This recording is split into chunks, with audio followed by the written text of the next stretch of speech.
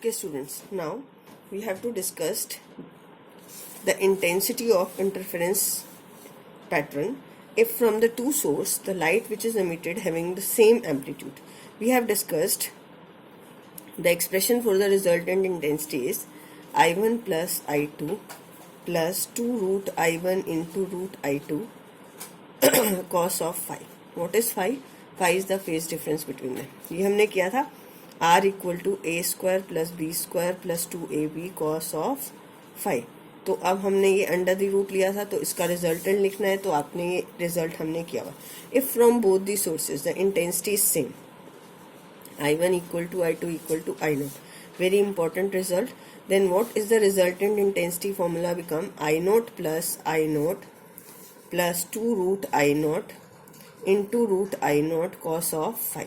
ठीक है, अब ये कितना हो जाएगा 2I0 plus 2I0 into cos of phi. 2I0 you can take common, तो ये कितना हो गया 1 plus cos phi, तो ये बन गया आपके पास 2I0 into 2 cos square phi, right, cos square phi by 2, तो ये बन जाएगा 4I0 into cos square phi by 2. So the resultant intensity formula is this, right? If you take cos square phi by 2 average value, अगर हम इसकी if cos square phi average value of average, ये fix है बेटा, maths में आप देख भी सकते हो, cos square phi by 2 की एवरेज वैल्यू जो होगी that is equal to 1/2.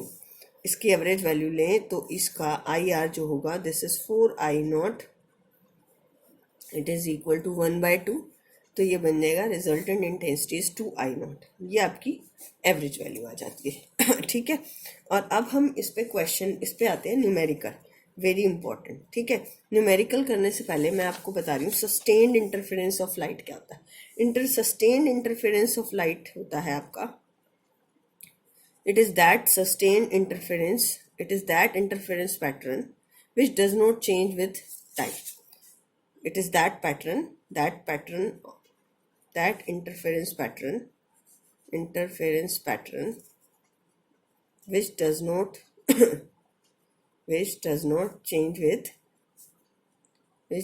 change with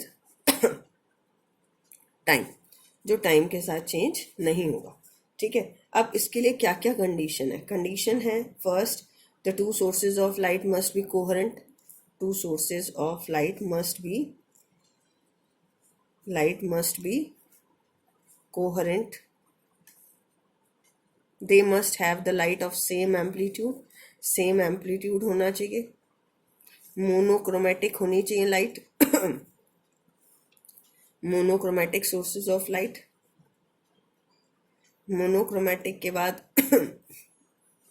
background क्या होनी चाहिए, strong. The two sources should be strong with least background. Background dark होनी चाहिए, background must be dark. Two sources must be point sources, narrow sources होने चाहिए. Two sources must be narrow sources. तो ये conditions हैं जो आप इसको लर्न कर सकते हो. Point sources must be narrow, they must be very close to each other, d must be small. तो स्टूडेंट ये कंडीशन आपको डायरेक्टली लर्न करनी है. ठीक है, अब हम इसके न्यूमेरिकल करेंगे. न्यूमेरिकल में हम ये वाला फॉर्मूला यूज करेंगे रिजल्टेंट इंटेंसिटी वाला. पहला क्वेश्चन है, इसमें मैं एक ही पार्ट डिस्कस करूंगी इसका.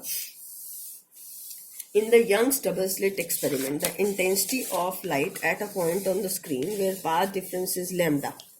आपको ये दिया हुआ है in Young's double slit experiment, the intensity of light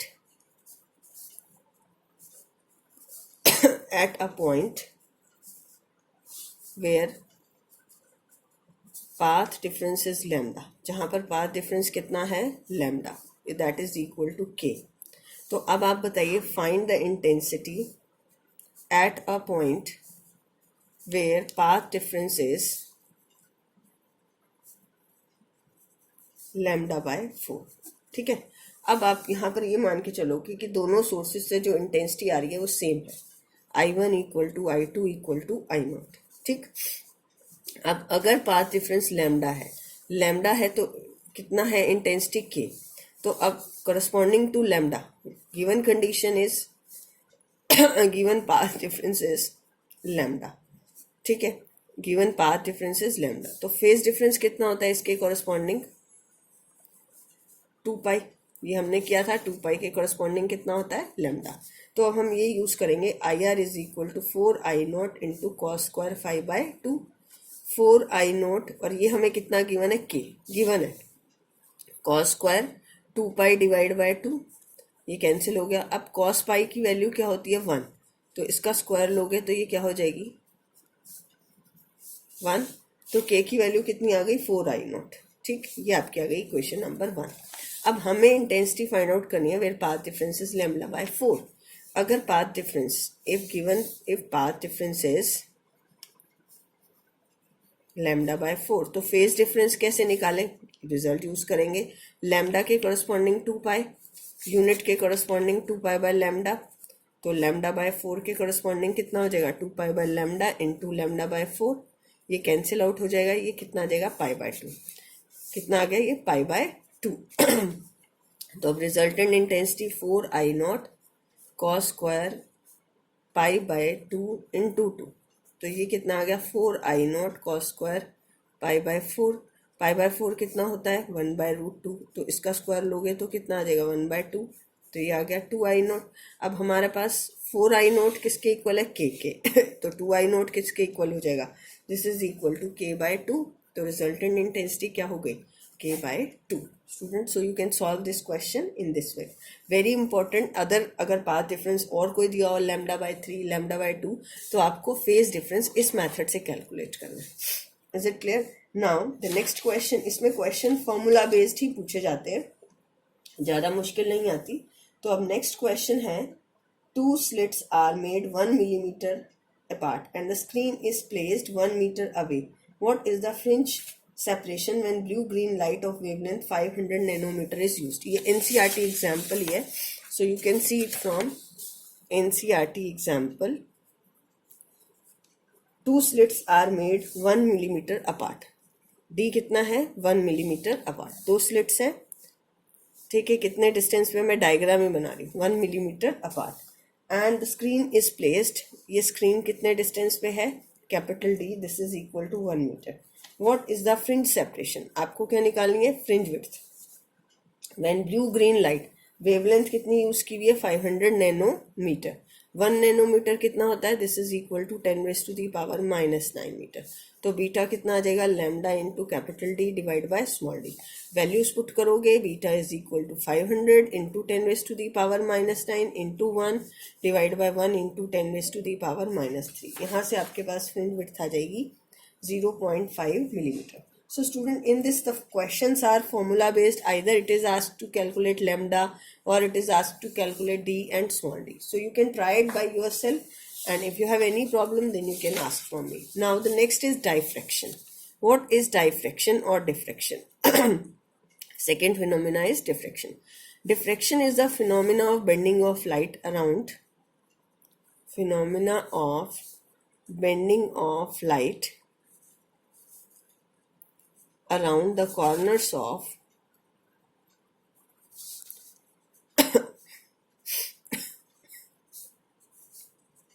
obstacle or aperture. क्या होता है ये obstacle?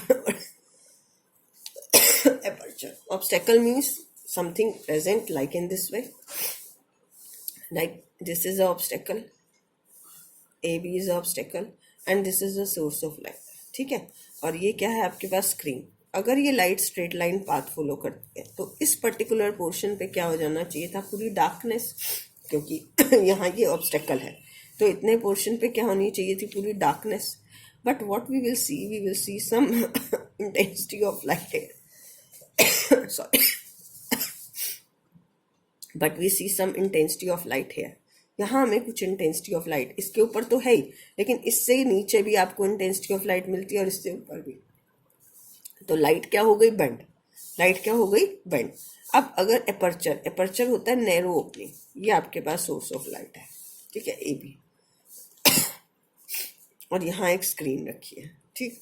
तो अब ये लाइट कैसा पाथ फॉलो करनी चाहिए, यहाँ तक तो लाइट होनी चाहिए, और इसके ऊपर क्या होनी चाहिए, डार्कनेस, लेकिन नहीं, यहाँ आपको कुछ पैटर्न मिलता है, राइट।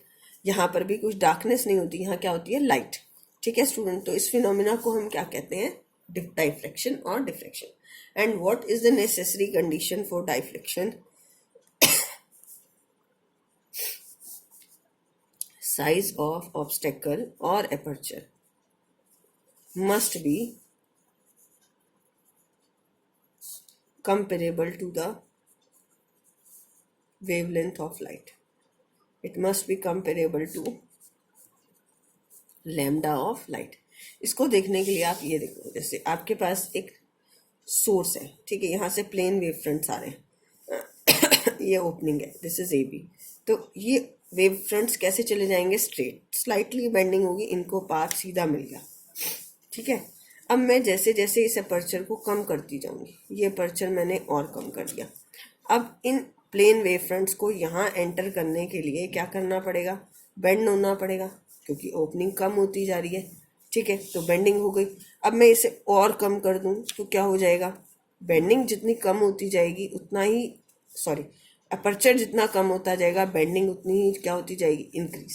तो इसी को हम कहते हैं bending of light around the corners of N obstacle और अपर्चर। यानी ये जब ये इतनी विड्थ थी तो बेंडिंग कम थी, जैसे जैसे हम विड्थ ऑफ अपर्चर क्या करते जा रहे हैं, कम, बेंडिंग क्या होती जा रही है, इंक्रीज होती जा रही है। Is it clear? So this is the necessary condition that the size of aperture must be comparable to the wavelength of light. Now, after this, we have this phenomena is mostly observed in sound waves. In sound waves, in sound waves, the bending is more prominent. Bending is more prominent. सबसे ज़्यादा prominent आपकी कहाँ पे होती है, bending sound wave में। Sound wave में क्या होता है ऐसा, साउंड वेव आपकी लॉन्गिट्यूडनल वेव है, ठीक है। आप इस रूम को बंद कर दीजिए, कोई भी जहाँ पे भी आप बैठे हैं, लेकिन उससे के थ्रू भी बाहर भी क्या जा रही है, साउंड वेव जा रही है। क्यों जा रही है, क्योंकि आपकी साउंड क्या हो गई, बेंड हो गई, किसके अराउंड, जो उसमें छोटी छोटी ओपनिंग्स हैं, ऑब्स्टेकल्स हैं, तो वहाँ से वो लाइट, वहाँ से वो साउंड वेव क्या हो जाती है, बेंड, और उससे क्या होता है, आपको सुनाई देता है। Now after this we have diffraction of light में ही types of diffraction of light. In types of diffraction of light there are two types of diffraction of light, Fresnel and Fraunhofer. Fresnel और Fraunhofer में क्या difference होता है, एक minute रुकना।